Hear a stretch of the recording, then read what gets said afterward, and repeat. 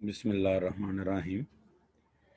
बच्चे, आज मैं आपको प्रॉब्लम नंबर 3 उसके 2 पार्ट्स हैं, वो मैं आपसे स्क्रीन शेयर करूंगा। उसके रेलिवेंट आज हम डिस्कशन करेंगे।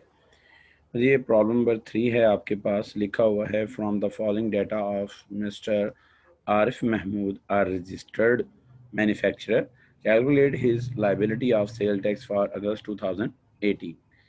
लोकल टैक्सेबल सप्लाईज 18 लाख हैं, एक्सपोर्ट सेल्स 4 लाख है, zero rated supplies 2,50,000, taxable purchases हैं 6,80,000, एग्जाम परचेजेज 7,50,000 और सेल्स टैक्स क्रेडिट 60,000 दिया हुआ है। अब इसमें बाकी चीज़ें तो आपने सुनी हुई हैं, एक नई चीज़ इसमें आई थी सेल्स टैक्स क्रेडिट की। तो sales tax credit basically amount of input of the previous month है which was not adjusted at that particular period, जिसको तब हमने एडजस्ट नहीं था किया। तो उसका क्या हल होता है? उसका दो सोल्यूशन है। यहाँ तो it is added in the input tax of the current month और deducted from the output tax of the current month. तो इसकी हम डिस्कशन भी कर लेंगे जब इस पॉइंट को लिखेंगे। वैसे तो जो आपके पास मौज़म मुग़ल वाली बुक है उसमें 141 पेज के ऊपर भी नोट्स में लास्ट लाइन दी हुई थी, sale tax credit means credit carry forward from the previous tax period. तो ये फॉर्मेट था उसका। अभी मैं इसका बी पार्ट डिस्कस नहीं कर रहा, अभी हम सिर्फ ए पार्ट डिस्कस करेंगे जिसमें उसने सप्लाईज मेज टू द रजिस्टर्ड पर्सन की हैं और खरीदी भी कहाँ से हैं? रजिस्टर्ड पर्सन से। तो बच्चे ये एक फॉर्मेट था, हमने लिख लिया कि mister Araf Mahmood CNIC NTN number sales tax registration number for the month of और computation of sales tax payable हमने कंप्यूट करना है। इसमें ना, क्योंकि ये जो बुक मेरे पास थी ये बच्चे 2018 टू 2019 थी, तब विद होल्डिंग टैक्स इस बुक के अंदर 1% दिया हुआ है। लेकिन अब जो नई किताबें हैं आपके पास, अगर किसी के पास नई बुक है तो वो उस पर से देखे कि 5% अब कर दिया गया है 1% से 5% तक। तो इसको अगर हम सॉल्व करते हैं तो हमें पता है बच्चे, क्योंकि इसमें एक्सपोर्ट सेल्स भी मौजूद हैं और ज़ीरो रेटेड भी हैं, तो सबसे पहले हमें करना पड़ेगा आउटपुट देखना पड़ेगा कि हमारे पास टोटल आउटपुट कौन सा है, कि कितने उसमें टैक्सेबल हैं और कितने उसमें दूसरी हैं। ये मैं इधर लिख देता हूँ। अब देखें बच्चे, क्वेश्चन ये आपके सामने है। सबसे पहले है लोकल टैक्सेबल सप्लाईज, वो हमारे पास कितनी है जी? लोकल टैक्सेबल सप्लाईज हैं वो हमारे पास थी 18 लाख की। उसके बाद दूसरे हमारे पास सप्लाईज थी जो उसने दी हुई थी।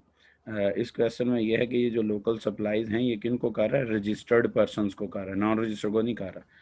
तो दूसरा है इसमें एक्सपोर्ट सेल्स थी, वो कितनी है जी? 4 लाख। और बच्चे ज़ीरो रेटेड थी सप्लाईज, वो कितनी है? 2,50,000। तो हमारे पास ये टोटल आ गया 6,50,000। और अगर टोटल आउटपुट की बात की जाए, आउटपुट टैक्स की नहीं, टोटल आउटपुट की, तो वो है 24,50,000। ठीक है, ये हमने डाटा पुट कर लिया। इसके बाद बच्चे हमारा काम है, क्योंकि हमने अपोर्शनमेंट करनी है तो उससे पहले हमें इनपुट देखना पड़ेगा। इनपुट टैक्स कितना है?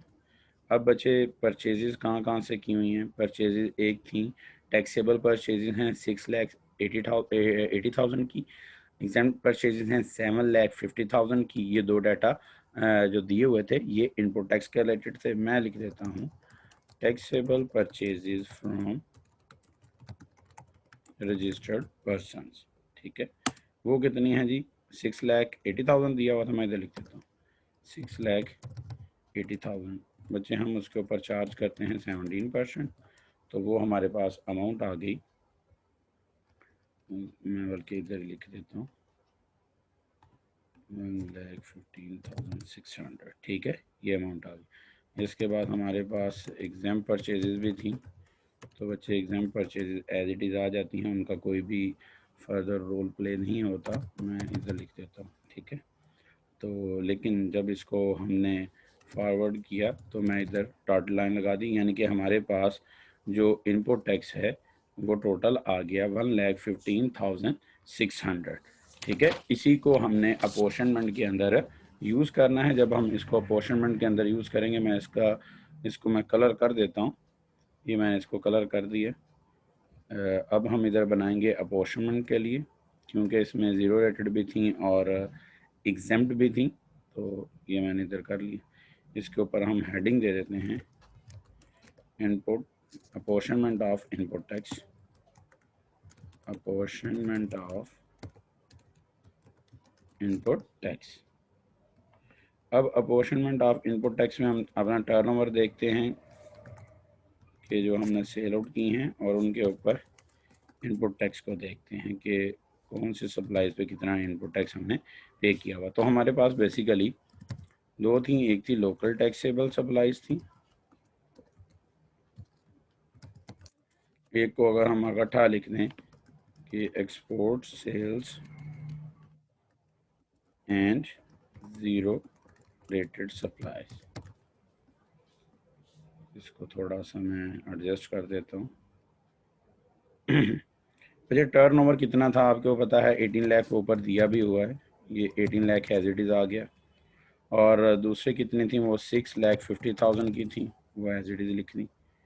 इसके बाद ये हमारे पास टोटल कितना आ गया, 24,50,000। अच्छा, हमने इनपुट टैक्स कितना निकाला है, जो 1,15,600, ठीक हो गया। अब इसमें बच्चे आपको पता है कि हमने करनी है वर्किंग।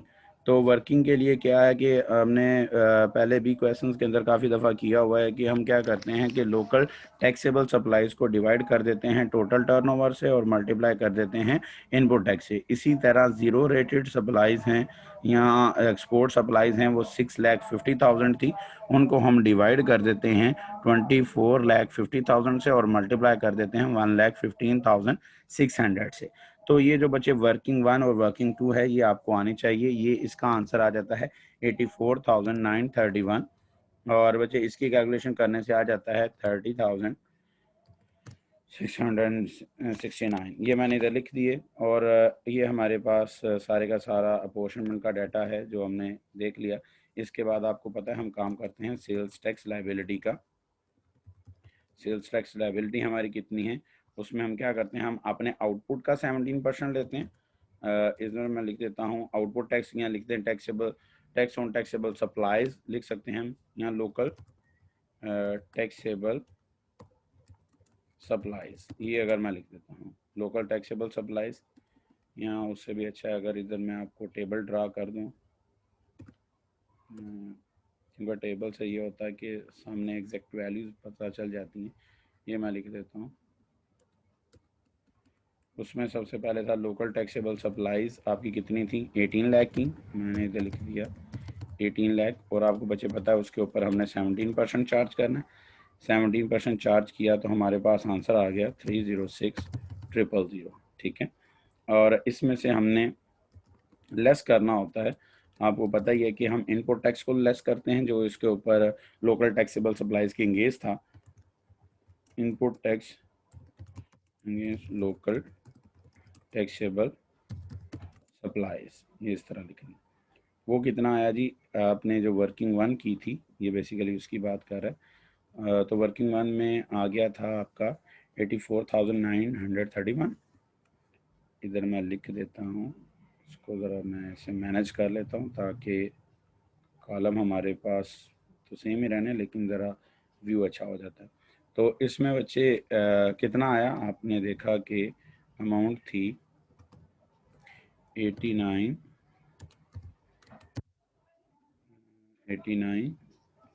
सॉरी 84,000, लिख दिया 84,931, एक अमाउंट ये आ गई। बच्चे दूसरी आपको पता है जिसको हम restricted up to 90% of output tax कहते हैं। आउटपुट टैक्स सारा कैपिटल में मैं लिख दिया, इसको मैं ज़रा स्मॉल लेटर्स में लिख देता हूँ।